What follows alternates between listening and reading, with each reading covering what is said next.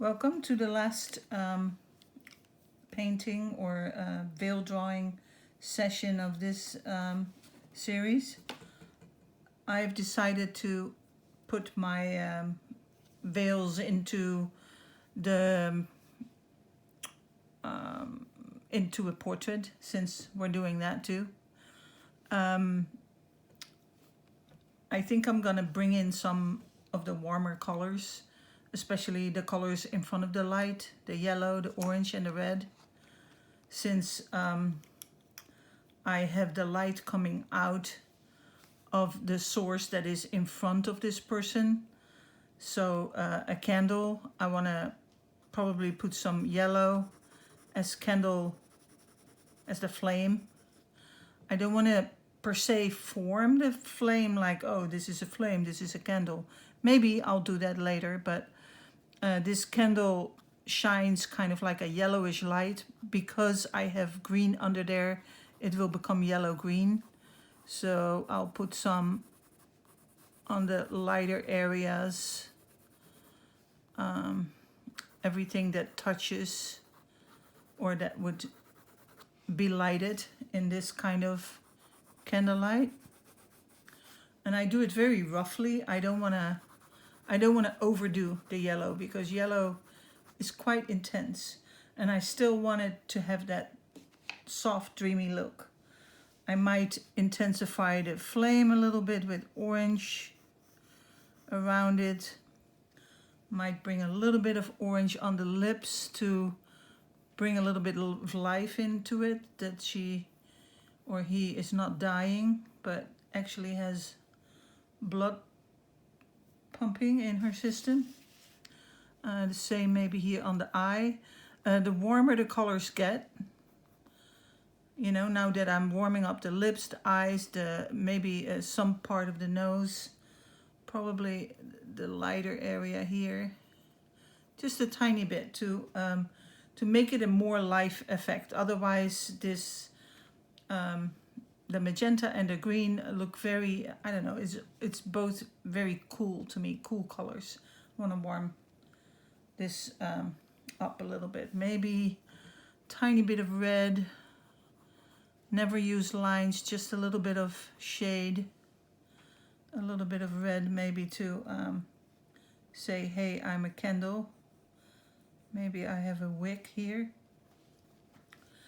And I want to give an idea of depth as well. So this now is quite dark. So what I would do is I would probably like really darken this candle, make it almost like a silhouette. And also the space around it, make it really dark. I'm not gonna do that now, but it's just to give you an idea of, like, you know, this is totally out of the light, so it receives absolutely none. So it's gonna be the darkest of the whole picture and the most intense, because it's the first thing that you see. So perspectively, you will also feel that this is an something that is in front of the whole picture. Let's see. I want to make sure that you have certain repetitions of either repetition of a special form. Let me point it out with this green pencil. So this is kind of like a fishy kind of a form. I have an echo of it over here. It's only mirrored. The same over here with these, with the lips. This is a full form. Maybe, well, you would say maybe this is a whole form as a heart, but you kind of have it softly shaded over here in as an echo. The color here in the neck is an echo of the color over here. So you always want to, either in negative or positive space, having mirrored echoes, either in color or in shape. It is very pleasing to the eye, and it sort of like moves your eyes into the picture and around. That's also why I have these kind of like round movements. It's sort of, to me, it's a natural way of looking at a picture or a veil drawing, but a lot of times the person who makes the veil painting or veil drawing does this on purpose to lead your eye to what is most important in the picture, which is this face.